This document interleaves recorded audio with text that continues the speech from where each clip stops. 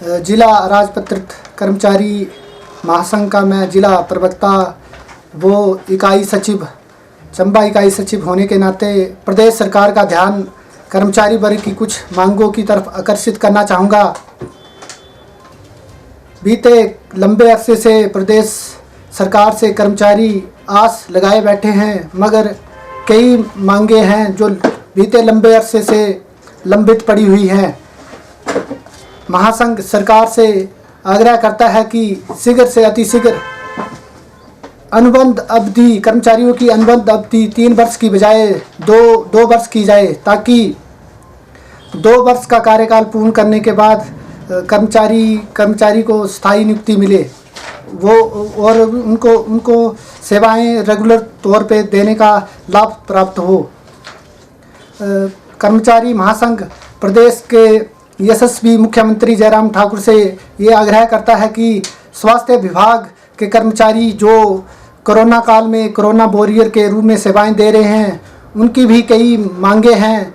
जैसे मैं ध्यान आकर्षित करना चाहूँगा कि जिला चंबा में सरकारी आवास की काफ़ी कमी है, जिस कारण कोरोना वॉरियर जो स्वास्थ्य विभाग के कर्मचारी हैं उनको किराए के भवनों में रहना पड़ रहा है, जिससे उनको काफ़ी दिक्कतें आती है, क्योंकि कोरोना वॉरियर्स की सेवाएं 24 घंटे रहती है। इसलिए वो दूर दराज से क्षेत्र से सेवाएं देने के लिए अस्पताल में पहुंचते हैं, तो कई मरतबा उन्हें रास्ते में दिक्कतों का सामना करना पड़ता है। इसलिए मेरी सरकार, जिला प्रशासन और विभाग से निवेदन है कि कर्मचारियों के लिए जो कोरोना वॉरियर है उनके लिए सरकारी आवासों का निर्माण किया जाए। महासंघ ध्यान आकर्षित करना चाहता है कि टीबी वार्ड में कुछ सरकारी भूमि खाली पड़ी हुई है, वहाँ पर आवासों का निर्माण किया जा सकता है।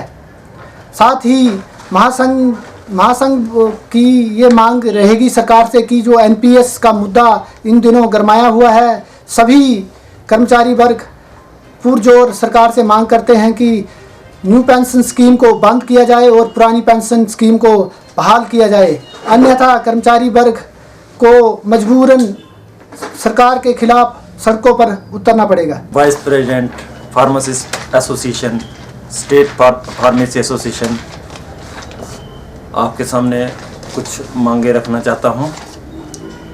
वो ये है कि हमें ओपीएस दी जाए, क्योंकि जो एनपीएस है इसमें कंपनी को फ़ायदा हो रहा है, लेकिन कर्मचारियों को इसका कोई भी फ़ायदा नहीं हो रहा है, जिससे कि उन्हें नुकसान झेलना पड़ रहा है। इसका मुख्य कारण और कुछ एक उदाहरण देता हूं। जैसे एक जेबीटी रिटायर हुए पहले, आजकल वो कबाड़ी का काम कर रहे हैं, क्योंकि उन्हें सिर्फ 800 पेंशन प्रति माह मिल रही है, जिससे कि दिक्कतों का सामना करना पड़ रहा है और परिवार का पालन पोषण नहीं हो पा रहा है। तो हम तो यही चाहते हैं कि हमें ओपीएस चाहिए, पुरानी पेंशन बहाल की जाए, यही चाहते हैं हम।